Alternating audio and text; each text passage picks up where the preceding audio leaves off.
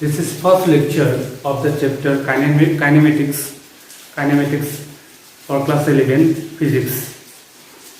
So in kinematics we'll mainly discuss about motion and mathematical calculation of motion. Okay, so motion in one dimensional. The example is linear and rectilinear. Linear and or what? Rectilinear, जो कि straight line में move करता है, लेकिन real life में straight movement बहुत कम मिलता है. ठीक है.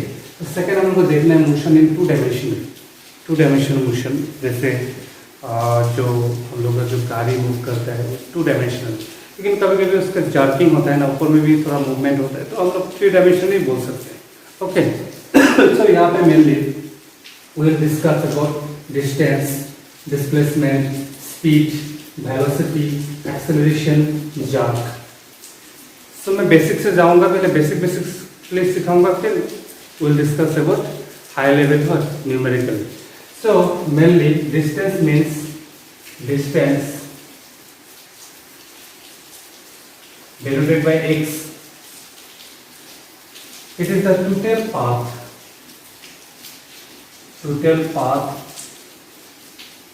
traveled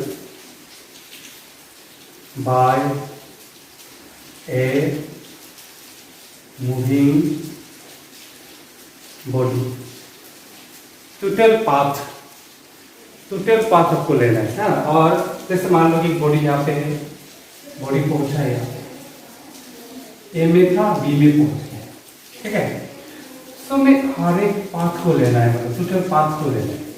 टोटल पाथ लेंगे तो देखो हर एक पॉइंट में डायरेक्शन क्या होगा, डिफरेंट होगा. इन दिस केस हर एक पॉइंट में डायरेक्शन क्या है, डिफरेंट है. सो टोटल पाथ कंसीडर करने से ना आप डायरेक्शन कंसीडर नहीं कर सकते हो. देखो इनफाइनाइट नंबर ऑफ डायरेक्शन होगा. That's why distance is a scalar quantity. It is a scalar quantity.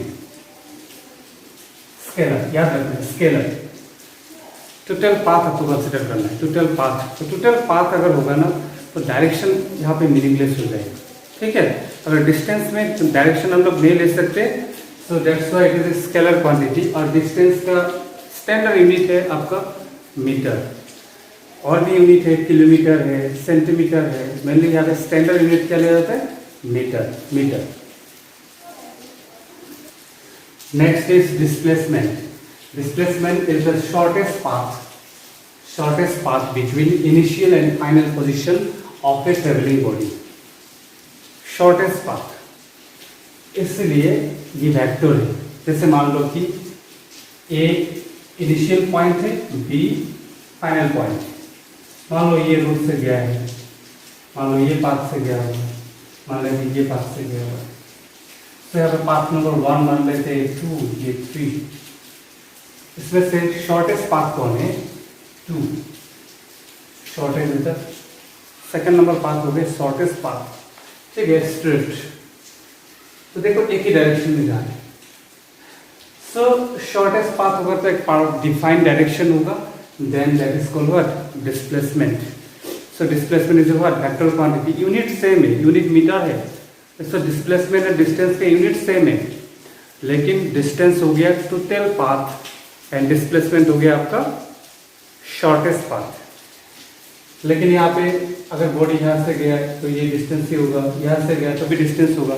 लेकिन अगर तीनों पाथ से गया है ना तो शॉर्टेस्ट पाथ पे हम लोग मानेंगे. Will consider the shortest path in case of displacement. जैसे मैंने कुछ लाइन लिख रहा हूँ. जैसे पॉइंट नंबर 1 डिस्प्लेसमेंट मान लो ग्रेटर देन डिस्टेंस है, मान लें. पॉइंट नंबर बी लिखा है displacement greater and equal than distance. Number C displacement less than distance. Number D displacement less than equal to distance. So इसमें से कौन सा स्टेटमेंट करेक्ट है. ठीक है. ये एंट्रेंस का क्वेश्चन है. जनरली सिंपल एंट्रेंस में क्वेश्चन पूछ देता है. आगे देखो, जैसे मान लेते हैं कि आपका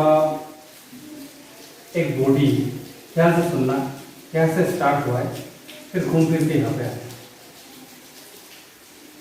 ठीक है। सर्कुलर पाथ में घूम रहे हैं, तो सर्कुलर पाथ में घूम रहे हैं ना, आर रेडियस है, तो पाथ का रेडियस अगर आर है तो इस केस में डिस्टेंस कितना होगा, डिस्टेंस हो जाएगा x इक्वल टू 2πr। पूरा पाथ को लेना है, पूरा पाथ को आपको लेना पड़ेगा, कितना है 2πr। लेकिन इस केस में डिस्प्लेसमेंट कितना है, डिस्प्लेसमेंट जनरली ना s से डिनोट करते हैं, s कितना होगा 0। तो डिस्प्लेसमेंट वेक्टर क्वांटिटी है, that's why it may be 0, but distance कभी भी 0 नहीं होगा। वेरी वेरी इंपॉर्टेंट, डिस्टेंस का वैल्यू कभी भी 0 नहीं होगा, लेकिन डिस्प्लेसमेंट का वैल्यू क्या हो सकता है, 0 हो सकता है। जब कोई सर्कुलर पाथ में घूम रहा है, अगर original initial and final point अगर सेम है, तो इतना दूर भी घूम के आया तो डिस्प्लेसमेंट क्या होगा, 0 होगा।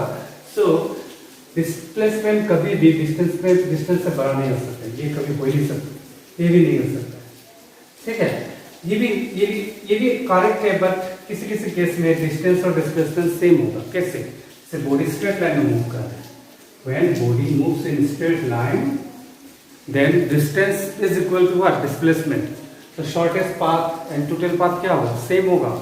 इन दैट केस ये भी क्वेश्चन पूछ सकता है, when distance is equal to displacement, when body moves in a straight line then only distance is equal to what, displacement. तो देखो अभी एक केस में इक्वल होता है जब स्ट्रेट लाइन में मूव करते हैं, बाकी केस में आपको डिस्टेंस ही ज्यादा होगा, डिस्प्लेसमेंट क्या होगा, कम होगा। तो इसका मतलब है distance greater than equal to displacement. ये statement always correct, this statement is always correct. तो यहाँ पे कुछ पॉइंट आपको क्लियर हो गया कि डिस्टेंस का वैल्यू कभी भी 0 नहीं होगा, बट डिस्प्लेसमेंट का वैल्यू 0 हो सकता है, ठीक है। और डिस्टेंस और डिस्प्लेसमेंट का वैल्यू कब इक्वल होगा, when body move in a straight line, straight path.